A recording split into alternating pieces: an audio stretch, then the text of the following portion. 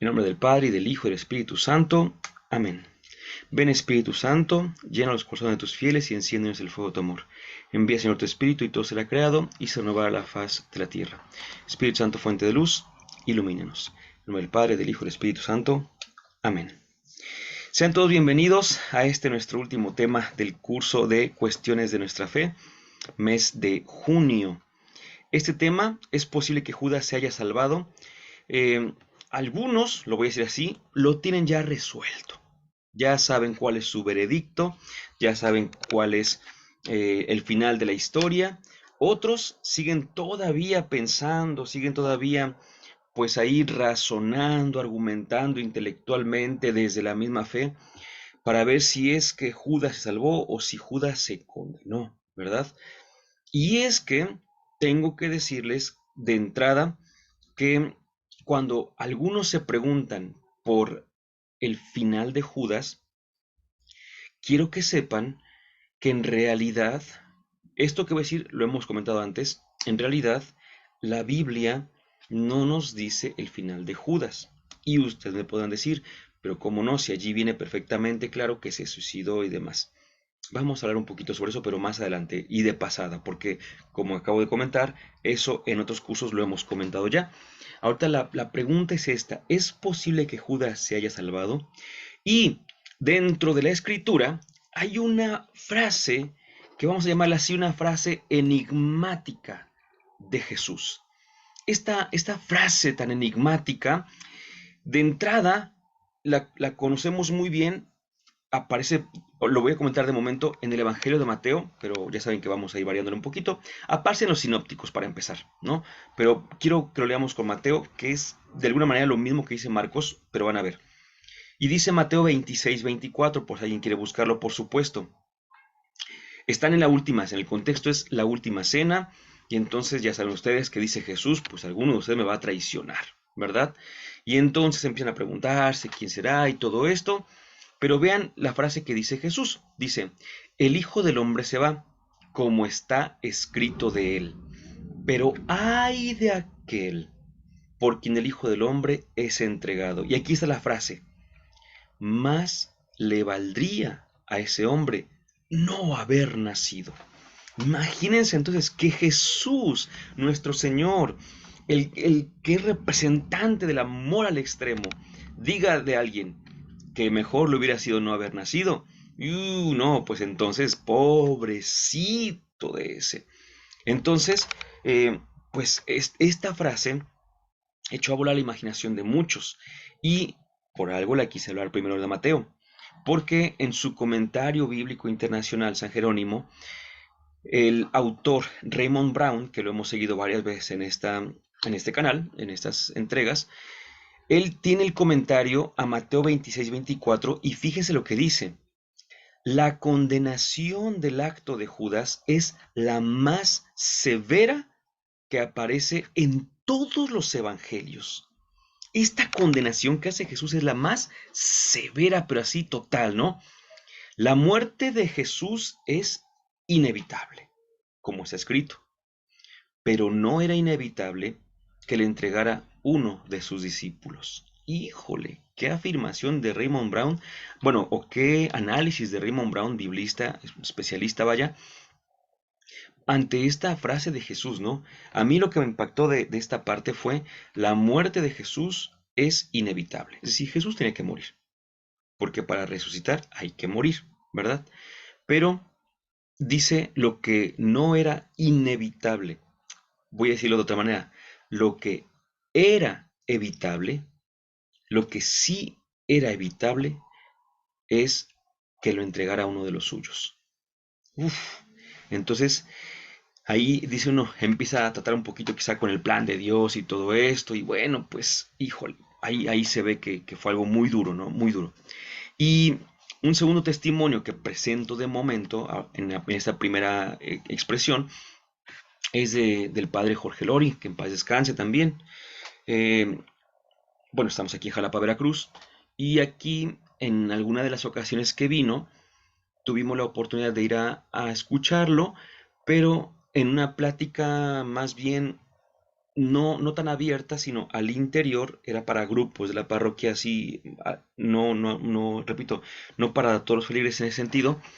Y en esta charla, él fue, desde el principio se vio que era una charla distinta porque dijo, no traigo ningún tema preparado, porque él era especialista en la sábana santa, en cuestiones de la fe, del credo y todo esto, entre tantas cosas, no, apologética también, por supuesto, jesuita, y dijo, no tengo nada preparado, pero más bien es para que ustedes pregunten. Y entonces empezaban a preguntar de lo más diverso, ¿no? Y un niño, me acuerdo perfectamente bien, y de esto hace más de 20 años, por supuesto, un niño se levanta y va a verlo y le dice, oiga, padre, es que por ahí me dijeron que el infierno no existe, ¿no? Y entonces, eh, pues dijo él, a ver, ¿quién te dijo eso? Y en ese momento, fíjense qué interesante, el niño dijo, pues un padre, ¿no? Así dijo nada más. Y dijo el padre Jorge Loring, dice, bueno, pues ¿qué edad tienes? 11 años. Dice, pues a tus 11 años tú puedes decir que sabes más que ese padre. Y todos nos quedamos así, ¿no? Porque dijo, porque el infierno sí existe y es dogma de fe. Así lo mencionó, ¿verdad? Y entonces ya nos quedamos con esa certeza de entrada. Pero surgió de inmediato la pregunta, bueno, ¿y quién está allí? Y entonces dijo el padre, bueno, pues si hemos de atrevernos y demás, no hay, en ese sentido no hay certidumbres como tal, dice, pero si ustedes me preguntan, dice, para mí que Judas está ahí, en el infierno. Y lo comento aquí porque dijo justamente esta frase. Dice, para mí que Judas está en el infierno porque Jesús mismo dijo, más le valdría no haber nacido. Entonces esta frasecita, repito, que pues evidentemente viene en los evangelios, se convierte como ese famoso caballito de batalla que se ocupa para decir es que Judas está condenado. Pero no nada más esto, ¿eh? Si vamos, por ejemplo, al ideario popular, en la Divina Comedia, el autor Dante Alighieri nos presenta, por así decirlo, cómo está de alguna manera constituido el infierno, ¿no? Según él, por supuesto, es un libro de literatura, no es un libro de fe, ¿no? Pero ahí lo menciona y pues mucha gente así lo piensa como tal y así lo explica como tal, ¿no? Y él divide el infierno en 9 círculos, los famosos círculos del infierno, desde lo que está hasta arriba. En esta imagen que tengo aquí a la derecha, es una de tantas representaciones. Aquí está arriba, bueno, la tierra, por así decirlo, y aquí empieza el primer círculo apenas, y va bajando, va bajando, va bajando, y cada vez es más profundo hasta llegar al centro de la tierra, y bueno, se divide en 9 círculos. Algunos círculos son simples, por así decirlo, pero algunos están subdivididos. Bueno, pues el noveno círculo es el destinado a la traición, ¿verdad? Y dentro de este círculo se divide a su vez en zonas. Y en la cuarta zona, esa cuarta zona se llama Judeca. ¿Por qué? Porque recibe el nombre de Judas. Y ahí está justamente uno de los más grandes traidores de la humanidad, porque traicionó a Jesús, que era un benefactor de la misma humanidad. Como un autor decía, en una expresión, por supuesto, ¿no? Que Dante Alighieri no solamente condenó a Judas, sino que lo puso en lo más, pero más recóndito del infierno, ¿no? En lo más profundo del infierno. Porque imagínense esta persona que dice, no, bueno, alguien traiciona a otro, a otra, pero a Jesús, entonces era alguien terriblemente malo, ¿no? Y por ahí también haciendo yo no hice las encuestas, por supuesto que menciono aquí, sino que en ocasiones que me he puesto a investigar qué piensa la gente de Judas, pues por eso lo menciono así, en encuestas informales totalmente de redes sociales o incluso en simples comentarios, uno puede darse cuenta de que abunda la idea de que Judas está en el infierno. El ejemplo clásico del condenado es Judas. Se acabó, ¿no? Es eso, no hay más. Entonces, si nos damos cuenta, la balanza, la pregunta era, ¿es posible que Judas se haya salvado? La balanza se inclina hacia la condenación, ¿verdad? Pareciera que por un cierto análisis bíblico, por una cuestión racional como el padre Jorge Loring, por cuestión de tradición, por cuestión de literatura incluso, o por cuestión simplemente de la intuición del pueblo, Judas está condenadísimo. Pero pues evidentemente esto no puede ser tan sencillo como para dialogarlo, sino que el mismo Raymond Brown va a darnos una pista, entre otras. Pero antes quiero decirle lo siguiente. Si ustedes recuerdan, en la iglesia existe un catálogo de santos, el santoral. Y este santoral, pues obviamente que tiene a cientos de santos a veces por día. Y el catálogo de santos es la confirmación de que el Espíritu de Dios actúa en nosotros, en su iglesia, y que además de eso, también recordamos que el catálogo es una porción oficial, por supuesto, de los salvados. ¿A qué me refiero con esto? A que obviamente no hace falta estar en el catálogo de los santos para decir que ya eh, pues que o sea, a ver, otra vez, la idea. No es necesario decir que estoy en el catálogo de los santos para decir que sí estoy salvado y si no estoy, ya me condené. No, no, no. En este catálogo de los santos, por supuesto, están algunos, pero no todos los salvados. A esto me quiero referir. Existe un catálogo de los santos, pero no uno de los condenados. La iglesia no puede, no tiene el poder de condenar a nadie y por tanto la iglesia no ha escrito ningún catálogo de condenados. Así que cuando nosotros condenamos a alguien, no estamos en sintonía con la iglesia, para empezar. Siguiente punto, les decía de Raymond Brown. Bueno, pues aquí viene una cosa muy interesante. Vieron que les presenté primero el comentario de Mateo, porque en los comentarios bíblicos siempre se pone primero a Marcos, por haber sido el primer evangelio en escribirse, y después viene Mateo y luego viene Lucas en cuanto a sinópticos. Bueno, pues Raymond Brown también comentó Marcos, que estaba antes, y vean lo que dice, porque esto puede hacer que nuestra cabeza explote un poquito. Fíjense nada más. La frase, la cita es la misma, les decía yo, ¿no? Pero ahora es Marcos 14:21. Hace rato era Mateo 26:24. Ahora Marcos 14:21. Porque el Hijo del Hombre se va, como está escrito de él, pero ay de aquel por quien el Hijo del Hombre es entregado. Más le valdría a ese hombre no haber nacido. También Lucas lo tiene. Y viene el comentario de Raymond Brown. Este versículo, fíjense nada más, es probablemente un comentario del evangelista. Aquí, híjole, voy a entrar en un terreno y solamente para este apartado, nos falta más, por supuesto, pero solamente para este apartado necesito entrar en un terreno resbaladizo para algunos porque no estamos bien afianzados en lo que realmente creemos. A ver, vamos por partes. De manera usual, creemos que en los evangelios, Mateo, Marcos, Lucas y Juan, que llamamos canónicos, ahí aparece Jesús nuestro Señor hablando. Y entonces nosotros llegamos a pensar que cada una de las expresiones que aparecen en los evangelios donde Jesús habla es porque lo dijo. Bueno, en los estudios actuales se sabe que hay frases que aparecen en los evangelios atribuidas a Jesús y que esas frases no necesariamente las dijo el Señor, sino que en ocasiones los evangelistas las ponen en boca de Jesús con la intención a veces de darle cierta autoridad a lo que están diciendo, a veces de explicar algo, ahorita voy a poner un ejemplo, y al mismo tiempo de que no haya más inconveniente con eso que está explicando. Y para ellos, aquí viene lo más importante, para ellos la literatura no es como para nosotros, ¿sí? La literatura y la vida, por supuesto, ¿no? Porque si yo digo, ¿qué creen? Que, que mi esposa dice que si por favor tal cosa. Bueno, pues si realmente lo dijo ella, ustedes y yo diremos, es verdad. Pero si no lo dijo ella, ustedes y yo decimos, estás mintiendo. Pero eso lo vemos nosotros el día de hoy. Y quienes escribieron los libros del Nuevo Testamento, en este caso los Evangelios, no tenían la misma forma de ver la vida que nosotros. Entonces, para ellos, poner en boca de Jesús alguna frase, aunque no lo hubiera dicho él, no necesariamente es una mentira, para nada.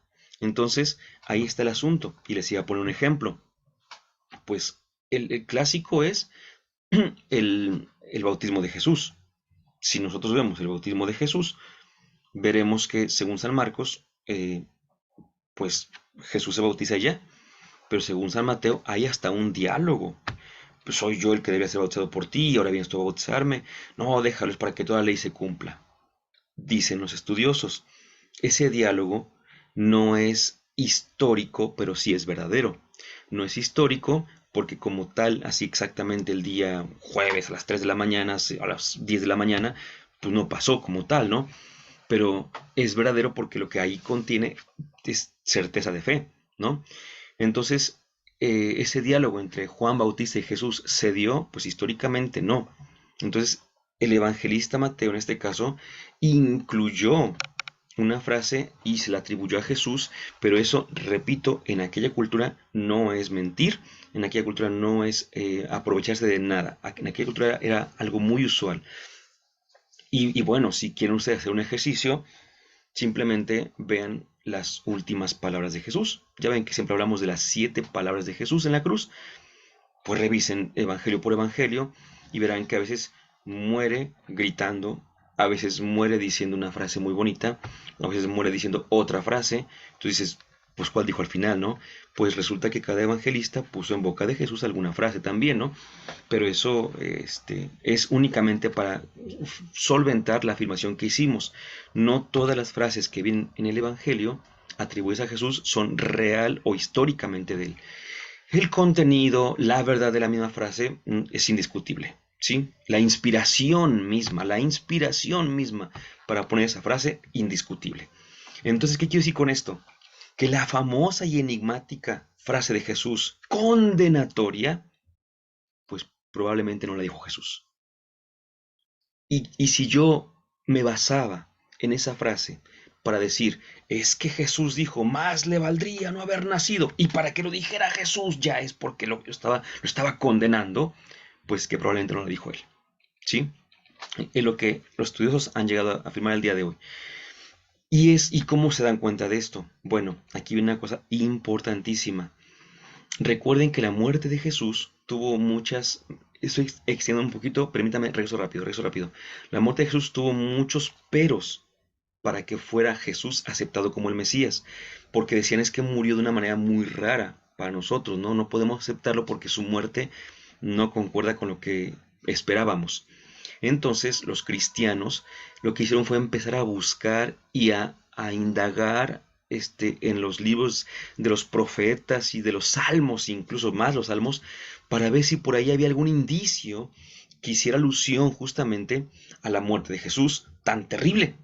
Y ahí viene aquí, ¿no? Por eso dice esto, según está escrito. Cuando encontramos esa expresión en los evangelios, más que Jesús, la dijeron los apóstoles para que creyeran en Jesús, justamente, ¿no? Por eso dice, como está escrito, según está escrito de él. Y ahí continúa, cansados de buscar un texto del Antiguo Testamento en que se hable de un hijo del hombre doliente, los comentaristas señalan algunas veces Daniel 7:21, que difícilmente viene al caso. El versículo representa una primitiva combinación cristiana de los temas del siervo doliente de Yahvé y del Hijo del Hombre. ¿Sí? Entonces, ¿qué significa esto? Que de alguna manera la imagen del siervo de Yahvé se fue proyectada en la vida de Jesús sufriente y pues en este proyectarse se empezó como a justificar lo que estaba pasando a Jesús. Pero decíamos, es que no solamente la Biblia, sino que también hay expresiones, por ejemplo, de Dante Alighieri que dice eso. Pues sí, pero a nosotros nos catequizó durante mucho tiempo un tradicionalismo no basado en la doctrina, sino basado a veces en sermones, por supuesto, a veces en ciertas explicaciones, pero no en lo que la iglesia creía. Perdón, y la iglesia en ese sentido no afirma que el infierno esté dividido en 9 secciones y demás. De hecho, ya hemos hablado que el infierno no es un lugar, es un estado. Entonces, si es un estado, pues no puede tener divisiones, ¿verdad? Oye, y que la gente dice que también está condenado y su intuición le dice que está condenado, como dije yo hace ratito. Bueno, pues que una cosa es que la gente lo intuya, pero sabemos que en ocasiones la gente, si no está bien formada, pues se va a dejar conducir por otros lados. Pero fíjense nada más, voy a darles otro dato, acá bien interesante.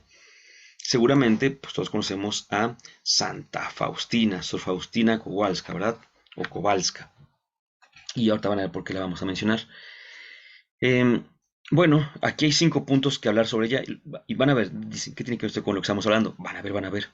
Bueno, Sor Faustina fue una joven religiosa polaca que tuvo la gracia de mantener una amistad muy profunda con Jesús. Segundo punto, de 1931 al 38 tuvo revelaciones en las que Jesús le pidió que difundiera esta devoción, la del Sagrado Corazón de Jesús y la de la misericordia, perdón, mejor dicho, la misericordia, y que solicitara su fiesta. Tercero, pasaron 60 años para que un papa, polaco por cierto, ¿verdad? Ya sabemos quién es, instituyera la fiesta y elevara a los altares a su paisana santa. ¿Quién fue? Pues Juan Pablo II, que en el año 2000 instituyó la celebración con el decreto Misericors et Miserator. Por último, quinto punto, el Papa estableció que la fiesta del Señor de la Divina Misericordia se celebrará el domingo siguiente al de Resurrección. Y hasta el día de hoy, domingo después del domingo de Resurrección, celebramos siempre la fiesta del Señor de la Divina Misericordia. ¿Qué tiene que ver esto? Fíjate el punto 2. De 1931 al 38 tuvo revelaciones. Bueno, creo que ustedes saben en general cuál es mi postura ante las revelaciones privadas. Rápidamente tenemos que recordar que en la iglesia se habla de dos tipos de revelaciones, revelación pública y revelación privada, que no son esencialmente iguales, son esencialmente distintas, ¿sí? Distintas. La revelación, no por llamarse revelación pública o revelación privada, son en esencia lo mismo, ¿no? La revelación pública es la autocomunicación y automanifestación de Dios que se da a conocer a los seres humanos con la finalidad de nuestra propia salvación. Y en ese sentido, esta revelación pública está contenida en primer lugar en la Sagrada Escritura, pero también en el centro de la iglesia, por así decirlo, y este centro está guiado por el magisterio y pues obviamente también se encuentra en la tradición. La tradición es lo mismo que la Biblia, solo que la Biblia es tradición escrita, mientras que lo que llamamos hoy simplemente tradición es una tradición oral, ¿sí?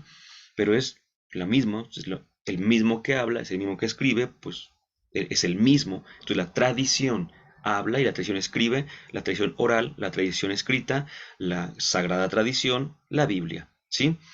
Eso es la tradición, perdón, eso es la revelación, y tenemos que creer en la revelación. O sea, no es optativo creer en la revelación pública me refiero, la que acabo de decir que está contenida en la Biblia, la tradición, el magisterio. Tenemos que creerla, esa revelación. Pero hay revelaciones privadas, y ustedes saben, repito, cuál es mi postura ante las revelaciones privadas, porque estas, para empezar, son dirigidas prioritariamente a una sola persona, aquella a la que se le fue dada esta revelación. ¿Existen? Sí existen. Todos los que dicen que se le revela a Dios, ¿es cierto? No todos. Eso es también otra cosa, ¿eh? Y una de las cosas, puntos importantes, pues es ver la vida del que ha recibido esta revelación privada, ¿verdad? Entonces, bueno, en ese sentido, ¿cómo ha cambiado, no? O sea, no tanto la vida previa, sino la vida posterior a la revelación. En ese sentido, insisto, pues de que existen, existen. Yo no les tengo mucho lugar, por así decirlo, en mi reflexión, porque hay revelaciones que a veces son hasta contradictorias, revelaciones privadas, que a veces son hasta contradictorias con la revelación pública. Y la revelación pública es la que exige nuestro asentimiento de fe, ¿verdad? Mientras que la revelación privada no. Y sin embargo, estoy hablando de revelaciones privadas. ¿Por qué? Porque en esta ocasión quiero que vean, a esto no es necesario adherirse, pero me ayuda mucho para que pongamos la balanza un poco más equilibrada. Bueno, pues resulta que a Sor Faustina Kowalska el Señor le dijo en una revelación privada, si ustedes supieran el destino de Judas, abusarían de mi misericordia. Fíjate nada más, qué frase, qué mensaje, qué revelación tan fuerte. Porque aunque no lo está diciendo así tal cual, pues todos podemos concluir o deducir que a pesar de todo, Judas se salvó. Repito, relación privada. No exige sentimiento de fe, pero pues nos ayuda a iluminar. Entonces, pues hay que preguntarnos también qué es lo que pasó o por qué hablamos tan mal de Judas. Y por eso hay que decir, bueno, ¿qué hizo mal? Y además si hizo algo bien. A ver, ¿qué hizo mal Judas? Ya así honestamente. Primero, dice uno, pues fue un traidor. Dos, se suicidó. Vamos por partes. Vamos por partes. Que fue un traidor requiere lo siguiente. Requiere que Judas hubiese sabido perfectamente el plan de Jesús y que habiéndolo sabido perfectamente haya ido en contra de ese plan. Así sería un traidor. Pero ¿qué pasaría si Judas no supiera el plan de Jesús? Si Judas tuviera confusión en el plan de Jesús. Entonces, pues muchas veces se ha dicho, ¿y por qué lo traicionó entonces? Hay gente que dice que por dinero, que por ambición, que por no sé qué tanto, pero los que basan su respuesta de decir que fue por dinero, la basan en escritos posteriores al acontecimiento en el sentido siguiente. Por ejemplo, San Juan dice que Judas era un ladrón, pero no lo dice San Marcos. Y los textos donde se ve que Judas era muy ambicioso, como que quería dinero y todo esto, pues la verdad es que son textos que antes, por ejemplo en San Marcos, dice que no nada más él, sino que todos los demás.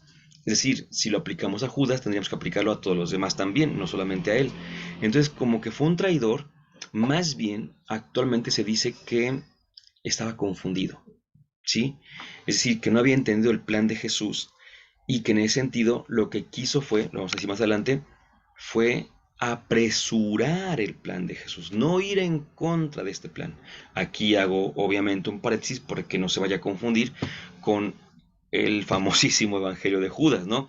Que digan, parece que el buen Sergio el día de hoy anda un poco medio gnóstico o algo así y está diciendo que la traición de Judas estaba dentro del plan divino. No, para nada, para nada, para nada, para nada, en absoluto. Solo estoy diciendo que tenemos que entender por qué traicionó Judas a Jesús, si pareciera que era uno de los más cercanos. Por ejemplo, miren, aunque no se trate de textos 100% históricos, sí sabemos que están basados en verdades. ¿A qué me refiero? A que Judas mojaba el pan en el plato de Jesús, comía del pan que daba Jesús así de inmediato.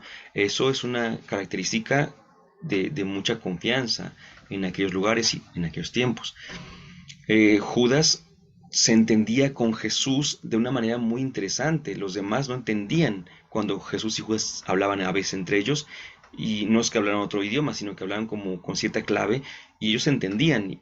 Y le dice lo que hacer hazlo pronto y se entendieron y los demás no entendían a qué se refería. Era, dicen algunos, el ecónomo, el tesorero del grupo, de los discípulos, y obviamente para eso pues, se requiere de ciertos rasgos, y ahí había hasta publicanos, ¿verdad? Es decir, al día de hoy diríamos, había contadores, pues Judas, que tenía que estar ahí, ¿no? Pues al parecer era una persona muy cercana a Jesús, entonces en ese sentido, no, no pareciera que fue realmente un traidor así negativamente malo, terriblemente malo, sino que al parecer estaba confundido con cómo iba esto, y ahorita van a ver por qué. Segundo, que dicen, bueno, pues se suicidó, y es lo peor, lo terrible, perdón, es lo más terrible o lo peor que alguien puede hacer, suicidarse. Bueno, en el número uno de esta serie de este curso, vaya, hablamos del suicidio. No, perdón, el número dos. Y ahí comentábamos un poquito acerca de por qué el suicidio, pero ahí lo comentamos, uno, desde el punto de vista de la psicología, por así decirlo, y después iluminamos con la fe, pero si vamos a lo bíblico, el suicidio también tiene su propia parte, y el suicidio, según lo cuenta la escritura, y escuchen cómo lo voy a decir, los suicidios de Judas, como que los suicidios, pues si alguien nada más se puede suicidar una vez y ya, ¿no? Pues sí, obviamente, ¿no? Pero Mateo cuenta el suicidio de Judas de una manera, Lucas lo cuenta de otra. Entonces, los suicidios de Judas pertenecen, son más propios a un género literario que a un hecho histórico. Entonces, al parecer, el suicidio de Judas, o no, más bien, el final de la vida de Judas puede que no sepamos cómo fue, ¿sí? Si está allí que se suicidó, No quería contarnos ni Mateo ni Lucas cómo se suicidó. No, no, no, no, no. Lo que querían decirnos es quién era ese.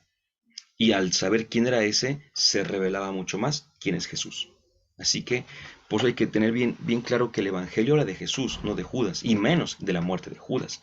Así hay que verlo. Bueno, entonces, ¿qué hizo mal? Pues eso hizo nada más mal. Y me estoy dando cuenta que si fue un traidor, a lo mejor estaba confundido, y si se suicidó, responde a una iniciativa o una intención distinta que menciona cómo se suicidó.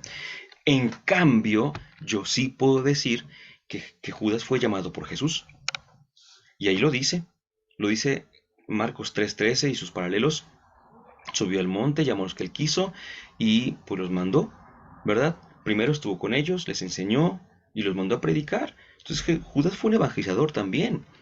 Ah, Sergio, ya ahora vas a decir que Judas era muy bueno. Pues mira, escucha lo que te voy a decir. Esto se lo suelo decir a mis alumnos de ética, siempre. Un acto no te define. Un acto no te define, no puede ser, ¿no? La gente a veces sí juzga por un acto, ¿no? Yo puedo ser una persona muy paciente 50 veces, pero si una sola vez pierdo la paciencia y golpeo a otro, de lo que se van a acordar es de la vez que yo golpeé a la persona, no de las 50 veces que fui paciente, porque somos muy dados a eso, a ver solamente un acto. Pues un acto no te define. A ti, a tu persona, te definen no nada más tus actos, sino tus hábitos.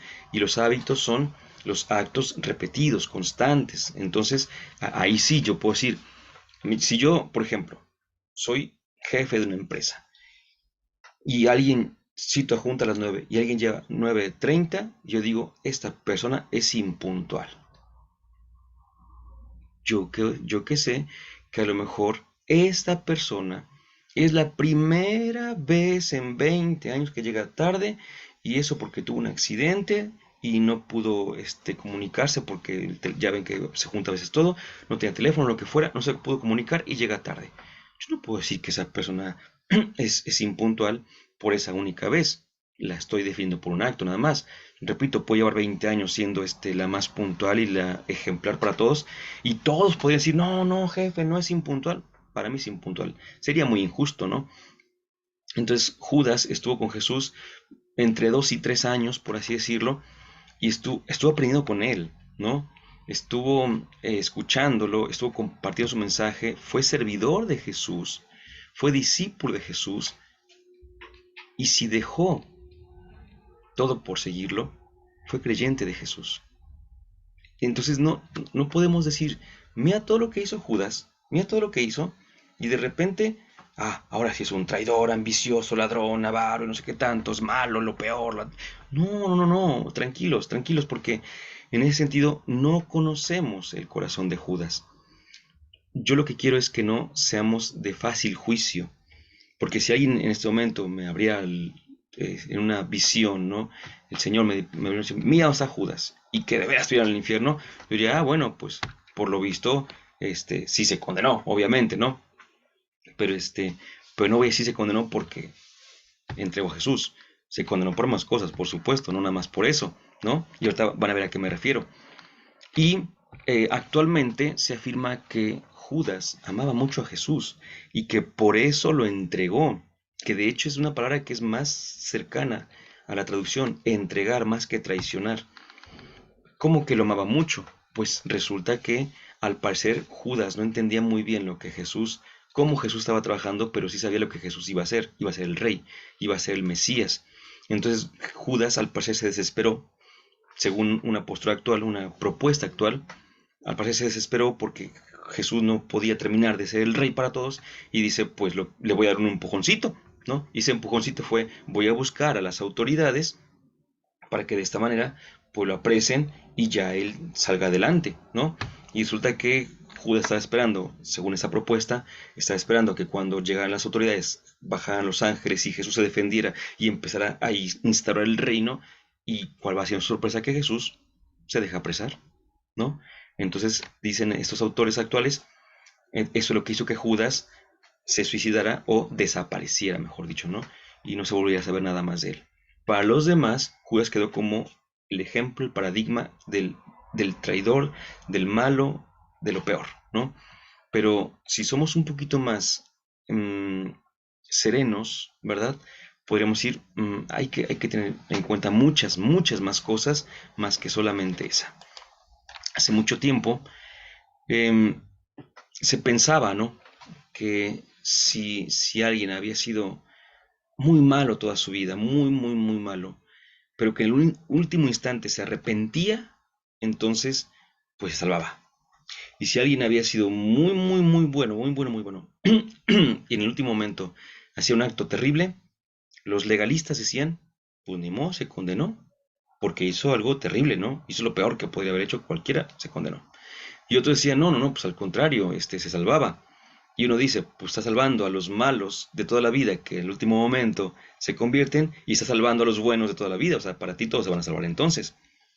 Híjole, yo me acuerdo que algo que me dio mucha luz son dos cosas. Una primera es que algo que me dio mucha luz fue un programa, ni me acuerdo qué programa era, lo vi en la televisión, o en internet, de hecho lo vi hace muchísimos años, y hacían esa pregunta. Decían, si alguien es muy, muy malo toda su vida y al final se arrepiente, se puede salvar. Y me acuerdo que, aunque hubo una respuesta que ahorita voy a decir, el entrevistado hizo una aclaración que fue la que a mí me iluminó. De hecho, la palabra aclarar está justa, ¿no? Aclaró totalmente y dijo, bueno, vamos a partir diciendo que esto es un caso hipotético, que alguien sea malo toda su vida y que al final se arrepienta de una manera real, concreta y legal, por así decirlo, pues es un caso hipotético, ¿sí? La respuesta es, si hubiera conversión de corazón en ese momento, hubiera un arrepentimiento que le estuviera abriendo la puerta a una vía distinta, por supuesto que se puede salvar, pero estamos ante un caso hipotético.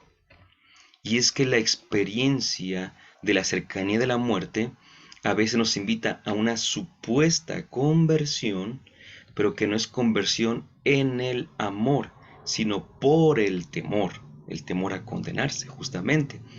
¿Cuántas veces hemos visto gente que pues tiene una vida, al menos en la apariencia, porque no podemos jugar, pero al menos en la apariencia, abiertamente dice que no cree en ese tipo de cosas, que se burla de la fe de los demás y todo esto, y de repente tiene un accidente, la ve muy cerca, muy, muy cerca, y empieza a cambiar, por así decirlo, ¿no? Ya quiere ir a misa, ya quiere oración, ya quiere todo, pero pasan 2, 3 semanas, se le baja el susto y vuelve a su vida de siempre, ¿verdad? Por eso decimos, ¿existe la conversión así? Claro, porque el Señor puede dar ese don y uno recibirlo y hay tierra fértil y por supuesto que puede haber conversión así, pero no es que sea lo ordinario, no es que sea lo ordinario. Entonces, eso también lo quiero decir porque si Judas fue toda su vida malo, y al final hizo una última maldad, pues por supuesto que en ese sentido podríamos pensar un poco en la condenación. Pero si Judas, la mayor parte de su vida fue bueno, una maldad al final no podría condenarlo en ese sentido. Y es que aquí va la segunda cuestión. Porque me han escuchado decir aquella experiencia en una misa en la cual un sacerdote decía lo siguiente. La primera parte ya la he dicho antes, la segunda es una reflexión posterior, donde él decía lo siguiente: ni todas las obras buenas de los presentes, y siempre les digo así que señalaba a todos los que estábamos ahí presentes, ni todas las obras buenas de los presentes alcanzan para salvar a uno solo de nosotros. Y eso lo decía con la intención de que entendiéramos la gracia de la salvación. Pero aquí viene mi reflexión también para ustedes.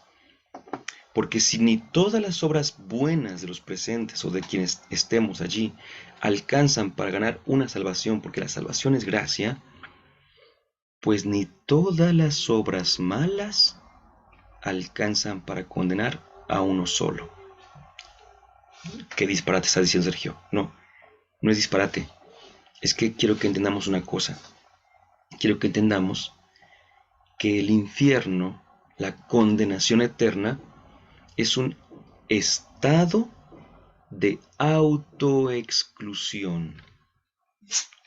El infierno no es un castigo por lo malo que has hecho. El infierno es consecuencia de haber elegido no vivir con Dios por la eternidad. Ahí está el punto. Por eso decía yo, si yo viera que Judas hizo mal y mal y mal y mal y mal y mal, ni aún así podría condenarlo. Ni aún así. Pero ¿por qué no? Porque puede haber muchísimas atenuantes, demasiadas atenuantes. Leía y ya me interesé porque ya vi que hay una película y quiero ver la película y quiero leer un poquito más, pero hoy justamente leía del último emperador de China. Y resulta, según lo primero que he leído, que este pobre hombre, antes de cumplir los 3 años, fue arrancado de los brazos de sus padres para ser pues coronado emperador, y que a partir de allí tuvo una vida muy, muy terrible, y que él llegó a ser, llegó, vaya, a lastimar personas por el gusto de hacerlo, por el puro gusto de hacerlo, por ver cómo ante él se arrodillaban.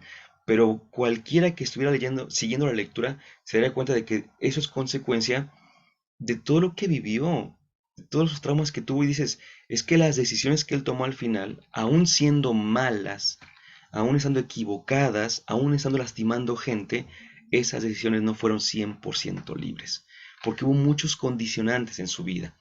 Entonces, cuando uno entiende todo esto, tiene que dejar definitivamente de decir, es que ese es malo, se va a condenar, ese ya se fue al infierno.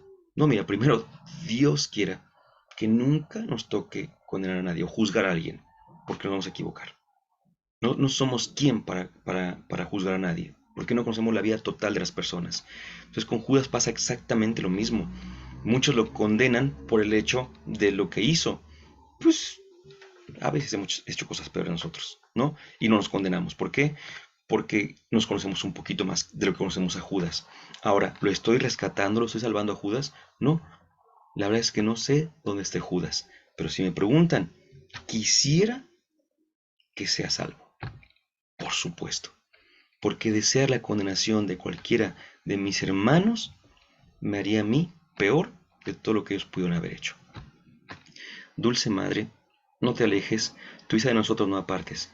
Ven con nosotros a todas partes y nunca solo nos dejes. Ya que nos proteges tanto como la Madre, haz que bendiga el Padre, el Hijo y el Espíritu Santo. Amén.